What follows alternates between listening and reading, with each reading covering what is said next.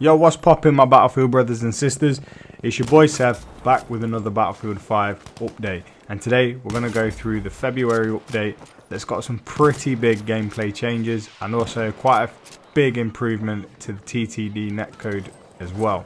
So buckle up, get the popcorn and enjoy this video.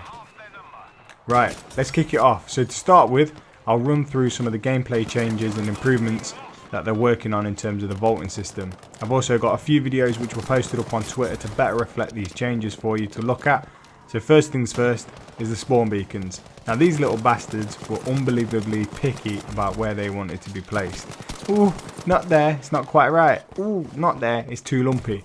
Well, now the placement of these has been drastically improved and will able to be deployed in places where you weren't able to do them before, like slightly curved terrain and that sort of thing really.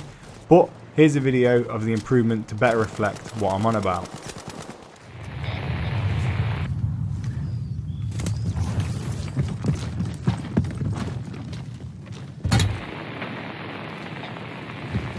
Next up, frag grenade launcher.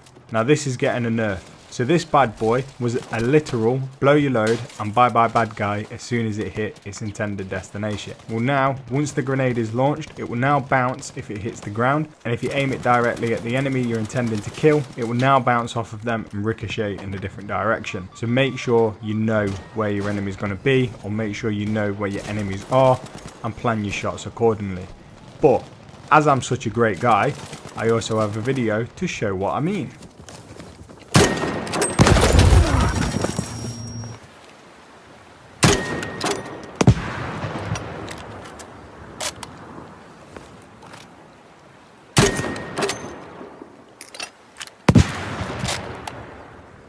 Right, so to not keep you waiting any longer and to not beat about the bush any further, as we all know why you're here, TTD time to death.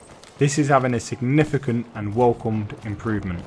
The guys and girls over at DICE are adding a new system that will ensure consistency between time to kill and time to death, regardless of any network performance issues, i.e. high latency, jitter, packet loss. This should hopefully make things a lot smoother when you've got a chump who's decided to jump into your server because all of theirs were taken.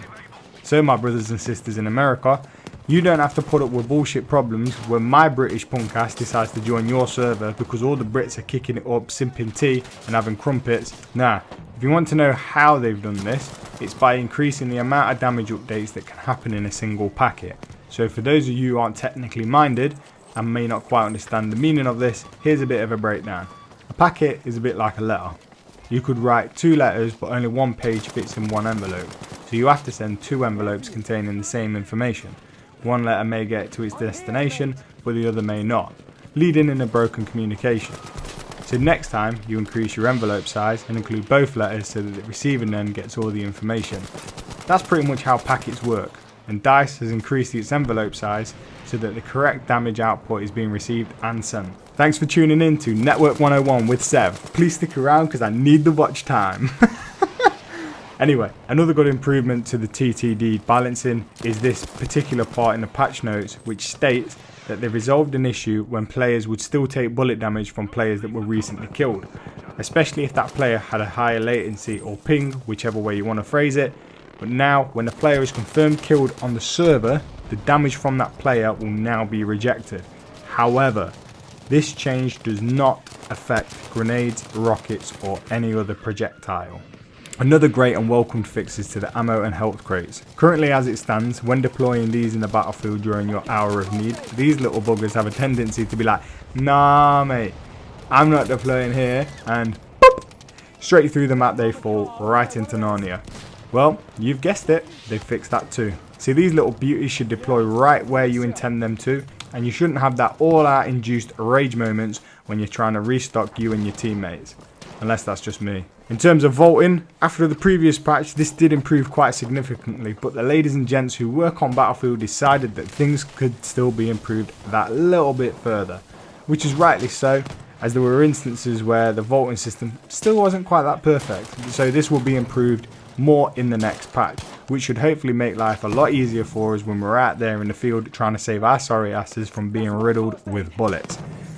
And again, because I'm such a fantastic person, I've got a video showing the improvements So here we go.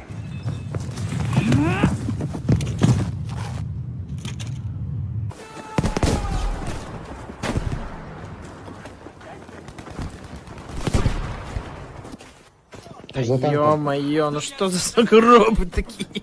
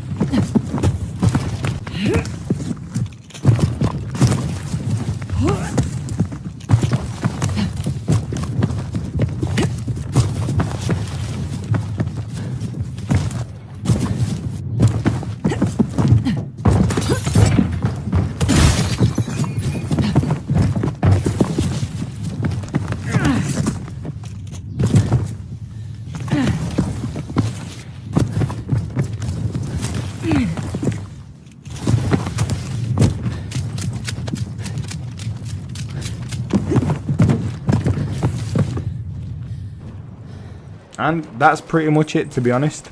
There are the key points that I felt needed to be covered in this patch. As always, I will leave a patch notes link in the description, so if you want a bit of bedtime reading, then go fill your boots. But as always, if you enjoyed the video, hit up the like button, share it with your friends if you find it useful, and why not subscribe to ensure that you keep up to date with further content. Thanks for watching, my brothers and sisters, and I'll see you on the battlefield.